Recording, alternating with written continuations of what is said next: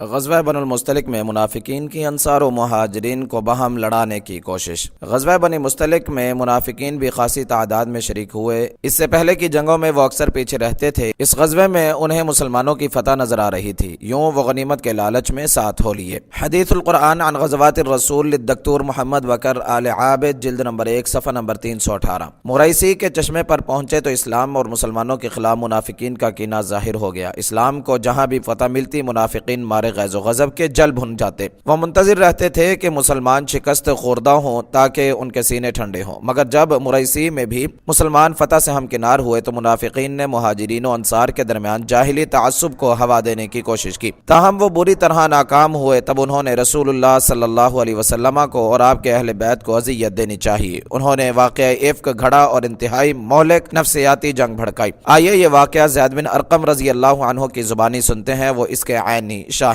تھے۔ السیرۃ النبویہ الصحیحہ لعمری، جلد نمبر 2 صفحہ نمبر 408۔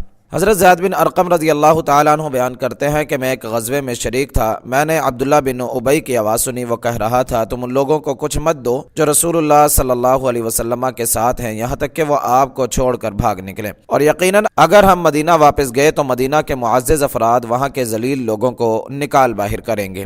زید بن ارقم رضی اللہ تعالیٰ عنہ کہتے ہیں میں واپس آیا اور اپنے چچا جان کو یہ بات بتائی، انہوں نے نبی اکرم صلی اللہ علیہ وسلم کو بتا دی۔ آپ صلی اللہ علیہ وسلم نے مجھے بلا کر پوچھا تو میں نے تصدیق کی۔ آپ صلی اللہ علیہ وسلم نے ابن ابی اور اس کے ساتھیوں کو بلا بھیجا، انہوں نے قسم کھائی کہ ہم نے ایسا کچھ نہیں کہا۔ آپ صلی اللہ علیہ وسلم نے ابن ابی کو سچا اور مجھے جھوٹا قرار دیا۔ مجھے ایسا سخت صدمہ ہوا کہ کبھی نہ ہوا تھا۔ میں گھر میں بیٹھ گیا، چچا نے کہا کیا تم نے یہی چاہا تھا کہ رسول اللہ صلی اللہ علیہ وسلم تمہیں جھٹلاتے اور تم سے ناراض ہوتے؟ اس پر اللہ تعالیٰ نے یہ آیت نازل کی۔ اذا جاءك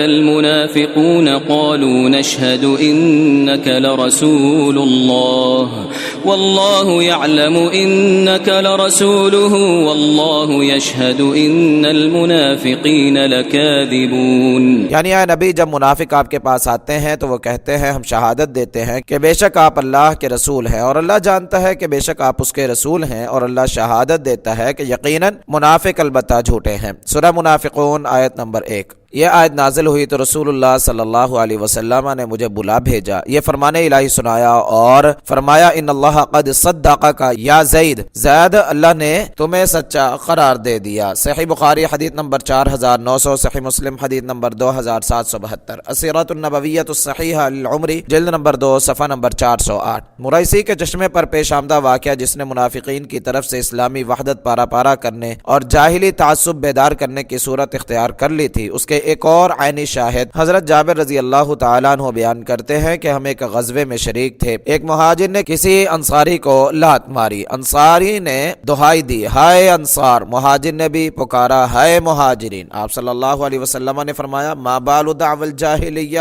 یہ جاہلیت کی پکار کیا ہے؟ لوگوں نے بتایا کہ ایک مہاجر نے کسی انصاری کے لات ماری ہے۔ آپ صلی اللہ علیہ وسلم نے فرمایا دعوها فانها منتنہ، چھوڑو یہ گندی بات ہے۔ عبداللہ بن ابی کو اس کی خبر ہوئی تو کہنے لگا کیا واقعی یعنی مہاجرین نے ایسا کیا ہے؟ اللہ کی قسم ہم مدینہ لوٹیں گے تو ہم میں سے عزت والا ذلیل کو وہاں سے نکال باہر کرے گا۔ حضرت عمر رضی اللہ تعالیٰ عنہ نے عرض کیا اللہ کے رسول مجھے اس منافق کی گردن ماننے کی اجازت دیجیے۔ فرمایا دعہ لا يتحدث الناس ان محمدا یقتل اصحابہ، رہنے دو، لوگ کہیں گے کہ محمد صلی اللہ علیہ وسلم اپنے ساتھیوں کو قتل کرتا ہے۔ صحیح بخاری حدیث نمبر 3518، صحیح مسلم حدیث نمبر 2584۔ السیرۃ النبویۃ الصحیحہ للعمری، جلد نمبر 2 صفحہ نمبر 409۔ ایک روایت میں عمر بن خطاب رضی اللہ تعالی عنہ بھی وہیں تھے، انہوں نے کہا عباد بن بشر کو حکم دیجئے کہ جا کر اسے قتل کر دے۔ رسول اللہ صلی اللہ علیہ وسلم نے فرمایا فکیف یا عمر اذا تحدث الناس ان محمدا یقتل اصحابہ لا ولکن اذن بالرحیل، اے عمر یہ کیوں کر ہو سکتا ہے؟ تب تو لوگ کہیں گے کہ محمد اپنے ساتھیوں کو قتل کرتا ہے، ایسا نہیں ہو سکتا، ہاں کوچ کا اعلان کرو۔ اس وقت آپ عموماً کوچ نہیں کیا کرتے تھے، مگر لوگ یہ اعلان سن کر کوچ کر گئے۔ گئے۔ السیرۃ النبویہ لابن ہشام جلد نمبر 3 صفحہ نمبر 303، تفسیر الطبری جلد نمبر 28 صفحہ نمبر 115 116۔ ابن ابی کو جب معلوم ہوا کہ زید بن ارقم نے جو باتیں سنی تھیں وہ رسول اللہ صلی اللہ علیہ وسلم کو پہنچا دی ہیں تو وہ دوڑا آیا اور قسم کھائی کہ جو زید نے آپ کو بتایا ہے میں نے ایسا ہرگز نہیں کہا، ایسی کوئی بات نہیں ہوئی۔ موقع پر موجود انصار صحابہ نے عرض کیا اللہ کے رسول، ممکن ہے لڑکے کو ابن ابی کی بات سننے میں غلطی لگی ہو۔ آپ صلی اللہ علیہ وسلم چل پڑے تو اسید بن حضیر رضی اللہ عنہ آپ صلی اللہ علیہ وسلم سے ملے، سلام کیا اور عرض کیا اللہ کے نبی آپ شام کے ناپسندیدہ وقت چل پڑے ہیں، ایسے وقت تو آپ سفر نہیں کیا کرتے۔ رسول اللہ صلی اللہ علیہ وسلم نے فرمایا اواما بلغاک ما قال صاحبکم، کیا تمہارے ساتھی نے جو کہا ہے وہ تمہیں معلوم نہیں؟ اسید بن حضیر رضی اللہ تعالیٰ عنہ نے کہا اللہ کے رسول کون سا ساتھی؟ فرمایا عبداللہ بن ابی۔ اسید بن حضیر رضی اللہ تعالیٰ عنہ نے کہا کیا کہا اس نے؟ فرمایا زعم ان رجع الى المدینۃ لیخرجن الاعز منها الاذل، اس کا خیال ہے کہ جب وہ مدینہ واپس لوٹے گا تو جو معزز ہے وہ ذلیل کو نکال باہر کرے گا۔ حضرت اسید رضی اللہ تعالیٰ عنہ نے عرض کیا آپ چاہیں گے تو اللہ کی قسم خود آپ ہی اسے مدینہ سے نکال دیں گے۔ اے اللہ کے رسول آپ صاحب عزت ہیں، ذلیل تو وہی ہے۔ پھر عرض کیا اللہ کے رسول اس سے نرمی برتیے، اللہ کی قسم اللہ تعالیٰ آپ کو ہمارے پاس اس وقت لایا جب قوم اس کے لیے موتی پرو رہی تھی کہ اسے یعنی بادشاہی کا تاج پہنا دے، وہ سمجھتا ہے کہ آپ نے اس کی بادشاہی چھین لی ہے۔ رسول اللہ صلی اللہ علیہ وسلم تمام لوگوں کے ساتھ دن بھر چلتے رہے یہاں تک کہ شام ہو گئی، پریشان کر دیا تو آپ نے لوگوں کو ٹھہرایا، سب لوگ تھکاوٹ سے چور تھے۔ رسول اللہ صلی اللہ علیہ وسلم تمام لوگوں کے ساتھ دن بھر چلتے رہے یہاں تک کہ شام ہو گئی، پھر رات بھر چلے اور صبح ہو گئی۔ دوسرے دن کا بیشتر حصہ گزر گیا اور دھوپ نے لوگوں کو پریشان کر دیا تو آپ صلی اللہ علیہ وسلم نے لوگوں کو ٹھہرایا، سب لوگ تھکاوٹ سے چور تھے، اترتے ہی نیند آ گئی۔ ایسا آپ صلی اللہ علیہ وسلم نے اس لیے کیا تھا کہ لوگ عبداللہ بن ابی کی بات پر چیم گوئیاں نہ کریں۔ عبداللہ بن ابی اور دیگر منافقوں کے بارے میں سورت نازل ہوئی۔ سورت کے نازل ہوتے ہی رسول اللہ صلی اللہ علیہ وسلم نے زید بن ارقم رضی اللہ عنہ کا کان پکڑا اور فرمایا ھذا الذی اوفى اللہ باذنہ، یہی ہے وہ جس کی کان سنی بات کو اللہ تعالیٰ نے سچ قرار دیا ہے۔ السیرۃ النبویہ لابن ہشام جلد نمبر 3 صفحہ نمبر 305، تفسیر الطبری جلد نمبر 28 صفحہ نمبر 116۔ دروس و نصیحتیں۔ سیرت نبوی کے اس واقعے سے ہمیں کئی سبق ملتے ہیں اور کئی حکمتوں کا پتہ چلتا ہے، ان میں سے چند ایک درج ذیل ہیں۔ اپنی صفوں کو متحد رکھنا اور سیاسی شہرت کو داغدار ہونے سے بچانا۔ رسول اللہ صلی اللہ علیہ وسلم نے عمر بن خطاب رضی اللہ تعالیٰ عنہ کی پیشکش کے جواب میں فرمایا تھا عمر تب کیا ہوگا جب لوگ کہیں گے کہ محمد صلی اللہ علیہ وسلم اپنے ساتھیوں کو قتل کرتا ہے۔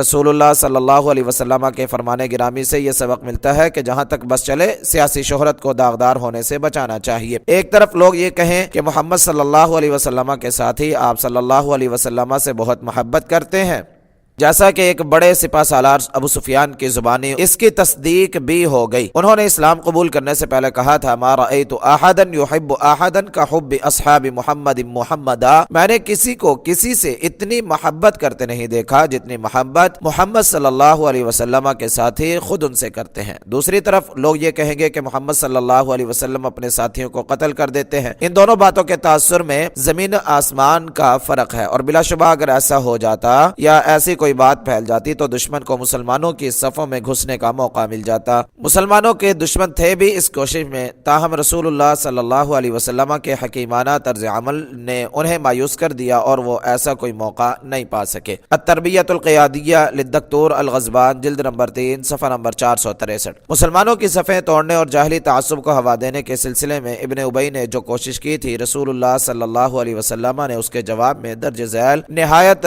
مثبت اقدامات کیے۔ رسول اللہ صلی اللہ علیہ وسلم تمام لوگوں کے ساتھ دن بھر چلتے رہے، پھر رات بھر چلتے رہے، اگلے دن کا بیشتر حصہ گزر گیا اور دھوپ نے لوگوں کو پریشان کر دیا تو آپ صلی اللہ علیہ وسلم نے پڑاؤ کیا، سب لوگ تھکاوٹ سے چور تھے، پڑاؤ ڈالتے ہی سو گئے۔ السیرۃ النبویہ لابی شعبہ جلد نمبر 2 صفحہ نمبر 255۔ آپ صلی اللہ علیہ وسلم نے صاف ستھری سیاست اور انتہائی دانش مندی کے ساتھ فتنے کو جڑ سے اکھاڑ دیا اور لوگوں کو ابن ابی کی بات پر چیم گوئیاں کرنے کا موقع نہ دیا۔ رسول اللہ صلی اللہ علیہ وسلم کو مسلمانوں کی وحدت کا تحفظ مقصود تھا۔ یوں آپ صلی اللہ علیہ وسلم نے عبداللہ بن ابی کی سازش کو بزور بازو ناکام کرنے کی کوشش نہیں کی، چند فریب خوردہ مسلمان اس کے طرفدار بھی تھے۔ آپ صلی اللہ علیہ وسلم عبداللہ بن ابی کارروائی کو سزا دیتے تو ان بے وقوفوں کی رگ حمیت پھڑک اڑتی اور وہ بے سوچے سمجھے اٹھ کھڑے ہوتے، نتیجتاً اسلامی وحدت پارا پارا ہو جاتی، اسلام اور مسلمانوں کو اس سے کوئی فائدہ نہ ہوتا۔ یہ تو حکمت سے بھرپور شرعی سیاست تھی، اس کی مدد سے تعصب کے امراض کا پوری احتیاط، دانشمندی اور دوراندیشی سے علاج کیا گیا۔ حکمت و سیاست اور معاملات کے حسن تدبیر کی یہ خوبی اس امر کی دلیل ہے کہ آپ صلی اللہ علیہ وسلم اللہ کے سچے نبی اور رسول تھے۔ معاملات میں بھی امت کو آپ صلی اللہ علیہ وسلم کی پیروی کرنی چاہیے۔ فقہ السیرہ للبوطی صفحہ نمبر 409، سور و عبر من الجہاد النبوی للدکتور فوزی فیض اللہ صفحہ نمبر 202۔ منافقین کے سرغنے سے نرمی برتنے اور درگزر کرنے کا نتیجہ بہت اچھا نکلا۔ اب ابن ابی کوئی شرارت کرتا تو اس کی قوم کے لوگ بھی اسے ڈانٹ پلاتے اور سرزنش کرتے تھے۔ وہ آپ صلی اللہ علیہ وسلم سے اس کے قتل کی اجازت مانگتے، لیکن آپ صلی اللہ علیہ وسلم انکار کرتے اور درگزر فرماتے۔ آپ صلی اللہ علیہ وسلم نے اسی سیاسی پالیسی کی حکمت بیان کرتے ہوئے عمر بن خطاب رضی اللہ تعالی عنہ سے فرمایا، کیف ترى یا عمر اما واللہ لو قتلته یوم قلت لی لأرعدت له انوف لو امرتها اليوم لقتلته۔ عمر اب بتاؤ، اللہ کی قسم اگر میں اس روز اسے قتل کر دیتا جب تم نے کہا تھا، اس کے لیے ان لوگوں کی ناک بھوں ضرور چڑھ جاتی جنہیں اگر آج اس کے قتل کا حکم دوں تو وہ خود اسے قتل کر دیں گے۔ اس پر حضرت عمر رضی اللہ تعالیٰ عنہ نے عرض کیا، اللہ کی قسم مجھے معلوم ہے کہ رسول اللہ صلی اللہ علیہ وسلم کا فرمان میری بات سے کہیں زیادہ بابرکت ہے۔ السیرۃ النبویہ لابن ہشام جلد نمبر 3 صفحہ نمبر 305، تفسیر الطبری جلد نمبر 28 صفحہ نمبر 116 117۔ اتحاد کے لیے نرمی اور حسن سلوک کا حکم۔ عبداللہ بن ابی کے بیٹے عبداللہ بڑے مخلص مومن تھے۔ انہیں جب ان واقعات کا اور ان کے متعلق سورت کے نزول کا علم ہوا تو وہ رسول اللہ صلی اللہ علیہ وسلم کی خدمت میں حاضر ہوئے اور عرض کیا، اللہ کے رسول مجھے پتہ چلا ہے کہ آپ ابن ابی کے قتل کا ارادہ رکھتے ہیں۔ آپ کہتے ہیں تو میں خود اس کا سر کاٹ کر آپ کی خدمت میں پیش کرتا ہوں۔ اللہ کی قسم سارے خزرج کو معلوم ہے کہ قبیلے کا کوئی آدمی مجھ سے بڑھ کر اپنے والد کا خدمتگار نہیں۔ مجھے ڈر ہے کہ آپ نے کسی اور کو اس کے قتل کا حکم دیا تو شاید میں برداشت نہ کر پاؤں۔ عبداللہ بن ابی کے قاتل کو لوگوں میں چلتا پھرتا دیکھوں گا تو کافر کے بدلے مسلمانوں کو قتل کر بیٹھوں گا اور جہنم کا مستحق ٹھہروں۔ رسول اللہ صلی اللہ علیہ وسلم نے فرمایا، بل نترفق به ونحسن صحبته ما بقي معنا، بلکہ ہم اس سے نرمی کا برتاؤ کریں گے اور جب تک وہ ہمارے ساتھ ہے اس سے اچھا سلوک کریں گے۔ السیرۃ النبویہ لابن ہشام جلد نمبر 3 صفحہ نمبر 305، المعجم الاوسط للطبرانی حدیث نمبر 231، مسند البزار حدیث نمبر 2708، مجمع الزوائد جلد نمبر 9 صفحہ نمبر 318، تفسیر الطبری جلد نمبر 28 صفحہ نمبر 116۔ مسلمان مدینہ منورہ کے قریب پہنچے تو ابن ابی کے بیٹے حضرت عبداللہ رضی اللہ تعالیٰ عنہ باب کے راستے میں کھڑے ہو گئے اور کہنے لگے، رک جائیے، اللہ کی قسم رسول اللہ صلی اللہ علیہ وسلم کی اجازت کے بغیر آپ یہاں سے آگے نہیں بڑھ سکتے۔ رسول اللہ صلی اللہ علیہ وسلم تشریف لے آئے۔ ابن ابی نے آپ صلی اللہ علیہ وسلم سے اجازت طلب کی تو آپ نے اجازت دے دی۔ تب عبداللہ رضی اللہ تعالیٰ عنہ نے اسے مدینہ جانے دیا۔ ایمان کی بلند ترین مثال۔ باب کے متعلق عبداللہ رضی اللہ تعالیٰ عنہ کا مضبوط موقف، اللہ اور اس کے رسول کے لیے اخلاص، اللہ اور اس کے رسول کی محبت و رضا کو باپ کی محبت و رضا پر مقدم کرنا عبداللہ کے ایمان کامل کی دلیل ہے۔ سخت نیک بخت بیٹے نے باپ کی محبت قربان کر کے مثال قائم کر دی۔ اس کا جواب بھی کشادہ دل اور خلق عظیم کے مالک نے درگزر، شفقت اور حسن سلوک کے ساتھ یوں دیا، بلکہ ہم اس کے ساتھ نرمی کا برتاؤ کریں گے اور جب تک وہ ہمارے ساتھ رہے اس سے اچھا سلوک کریں گے۔ ایسے درگزر کے کیا کہنے، عظمت نبوی کے جاہ و جلال کی کیا بات ہے۔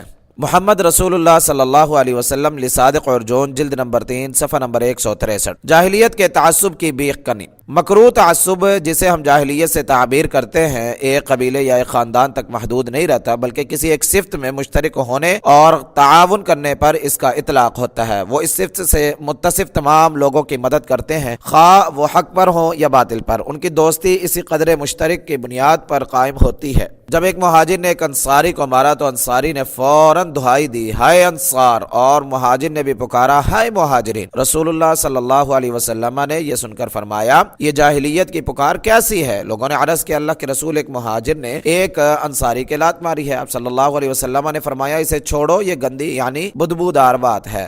رسول اللہ صلی اللہ علیہ وسلم نے ایسی پکار کو ناپسند جانا کیونکہ اس سے تعصب کا اظہار ہوتا ہے، اگرچہ آواز دینے والے نے جو کلمہ استعمال کیا تھا یعنی مہاجرین انصار، اسے خود قرآن مجید نے بھی استعمال کیا ہے۔ مہاجرین نے مدد کے لیے مہاجرین کو آواز دی، حالانکہ خود اس نے تو لات ماری تھی۔ گویا یوں پکارنے سے اس کا مقصود ان کی مدد حاصل کرنا تھا، کیونکہ وہ خود اور جنہیں ندا دی گئی تھی وہ مہاجر ہونے کے لحاظ سے ایک تھے۔ انصاری نے مدد کے لیے انصار کو پکارا کیونکہ وہ اور دیگر انصار کے مفہوم میں مشترک تھے۔ اگر مدد لینی ہی تھی تو اسے چاہیے تھا کہ تمام مسلمانوں کو پکارتا۔ رسول اللہ صلی اللہ علیہ وسلم کا اصل مقصود یہ تھا کہ ہر قسم کے تعصب کو دور بھگا دیا جائے، خواہ وہ قبیلے کے ایک ہونے کی بنا پر ہو یا کسی اور بنا پر، مثلا شہر، مذہب، گروہ، خاندان، رنگ، خون یا جنس کے اشتراک کی بنا پر ہو۔ اس کے بالمقابل دوستی اور ایک دوسرے کی مدد اخوت اسلامی کی قدر مشترک پر ہونی چاہیے، جسے خود اللہ تعالیٰ نے قائم فرمایا اور مسلمانوں میں راسخ کرنے کا حکم فرمایا تھا۔ چنانچہ فرمایا انما المؤمنون اخوہ، مومنین تو بھائی بھائی ہی ہیں۔ سورہ حجرات آیت نمبر 10۔ امداد باہمی نیکی اور تقوی کی بنیاد پر ہونی چاہیے، نہ کہ گناہ اور زیادتی کی بنیاد پر۔ مطلب یہ ہے کہ انہیں چاہیے اہل حق کی مدد کریں اور انہی کا ساتھ دیں، نہ کہ ظلم اور حق سے تجاوز کرنے والے کا۔ المستفاد من قصص القرآن لعبد الکریم زیدان، جلد نمبر 2، صفحہ نمبر 301 302۔ رسول اللہ صلی اللہ علیہ وسلم نے واضح طور پر فرما دیا کہ تعصب پروری جاہلیت کی روایت ہے۔ ارشاد نبوی ہے انصر اخاک ظالما او مظلوما، اپنے بھائی کی مدد کر خواہ وہ ظالم ہو یا مظلوم۔ ایک شخص نے عرض کیا اگر وہ مظلوم ہے تو مدد کروں گا، لیکن وہ ظالم ہے تو کیسے مدد کروں؟ آپ صلی اللہ علیہ وسلم نے فرمایا تحجزوه او تمنعوه من الظلم فان ذلك نصره، اسے ظلم سے روکو، یہی اس کی مدد ہے۔ صحیح بخاری حدیث نمبر 6952، جامع الترمذی حدیث نمبر 2255، مسند احمد جلد نمبر 3، صفحہ نمبر 201۔ رسول اللہ صلی اللہ علیہ وسلم نے مدد کر اس کی ظالم ہو یا مظلوم فرما کر حق اور انصاف کے معاملات میں ایک دوسرے کی مدد کرنے کا حکم دیا ہے اور زمانہ جاہلیت کے مفہوم کی نفی کر دی ہے۔ داعیان اسلام، علماء و طلباء اور فقہاء کا فرض ہے کہ تعصب سے کنارہ کشی کریں اور رسول اللہ صلی اللہ علیہ وسلم کے حکم کو بجا لاتے ہوئے مسلمانوں کو بھی اسے ترک کرنے کی دعوت دیں۔ یہ کام مشکل ضرور ہے مگر ناممکن نہیں، اور اس کی غیر معمولی اہمیت کے پیش نظر اہل علم پر فرض ہے کہ اسے دلوں سے اکھاڑ پھینکنے کے لیے مقدور بھر طاقت صرف کر دیں۔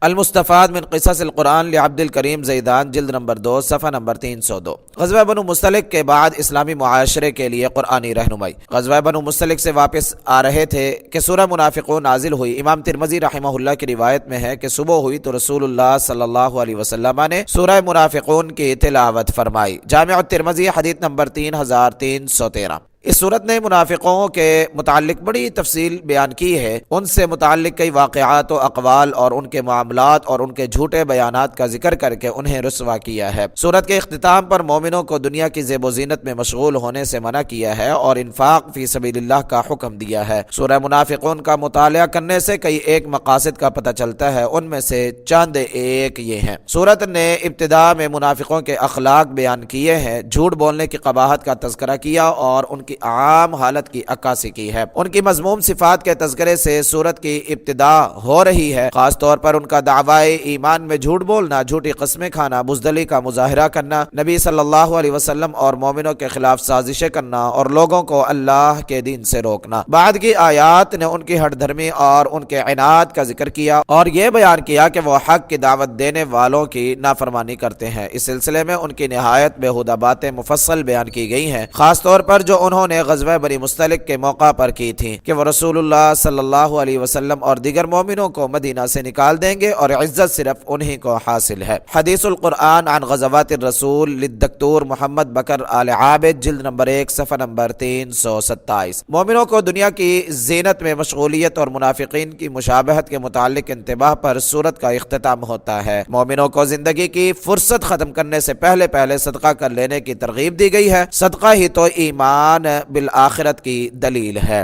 حدیث القرآن عن غزوات الرسول للدکتور محمد بکر آل عابد، جلد نمبر 1، صفحہ نمبر 327۔ آخری آیات اسلامی معاشرے کو اطاعت الہی، قراءت قرآن، ہمیشہ ذکر الہی، نمازوں کی ادائیگی اور تمام فرائض کی بجا آوری کی ترغیب دلاتی ہیں اور اموال میں مشغولیت، حقوق اللہ کو پس پوچھ ڈال کر گھریلو معاملات میں مشغول ہونے سے باز رہنے کا درس دے رہے ہیں کہ یہ تو منافقین کا کردار ہے۔ انہوں نے بخل ہی کی بنا پر کہا تھا کہ رسول اللہ صلی اللہ اللہ علیہ وسلم کا ساتھ دینے والوں پر خرچ نہ کرو۔ جو بھی رب تعالیٰ کی اطاعت کے بجائے مال و اولاد میں مشغول ہو گیا وہی خسارہ پانے والا ہے۔ سورت کا اختتام مومنوں کو دنیا کی زینت میں عدم مشغولیت کی ترغیب سے ہوا کہ یہ تو منافقین کے اخلاق رذیلہ ہیں۔ اس معاشرے میں اسی طرح کے واقعات رونما ہو رہے تھے اور یوں مومنوں کی تربیت کا بندوبست بھی ہو رہا تھا۔ قرآن کریم اسلامی معاشرے کی رہنمائی اور تعلیم کا فریضہ انجام دے رہا تھا اور رسول اللہ صلی اللہ علیہ وسلم اس کی نگرانی فرما رہے تھے۔ واقعہ افک، منافقین کی طرف سے ام المؤمنین عائشہ رضی اللہ عنہا پر تہمت لگا کر نبی مکرم صلی اللہ علیہ وسلم کی عزت داغدار کرنے کی ناکام کوشش کی گئی، جو واقعہ افک کے نام سے مشہور ہے۔ منافقوں نے جاہلی تعصب بیدار کرنے کی کوشش ناکام ہونے پر غزوہ بنو مستلق میں واقعہ افک گھڑ لیا۔ نبی مکرم صلی اللہ علیہ وسلم کے گھرانے پر بہت بڑی آزمائش ٹوٹ پڑی، جس کے پس پردہ آپ صلی اللہ علیہ وسلم اور آپ کے پاکیزہ اہل بیت کی پامالی عزت مقصود تھی۔ تمام مورخین اور سیرت نگاروں کا اتفاق ہے کہ واقعہ افک غزوہ بنو مستلق کے بعد پیش آیا، یہی خیال مفسرین اور محدثین کا بھی ہے۔ مورخین اور سیرت نگاروں میں سے واقدی، ذہبی، طبری، ابن سعد اور ابن حزم، جبکہ مفسرین میں سے ابن کثیر، رازی، طبری اور محدثین میں سے ابن حجر اور امام نووی رحمہم اللہ کا اتفاق ہے کہ واقعہ افک غزوہ بنو مستلق کے بعد پیش آیا۔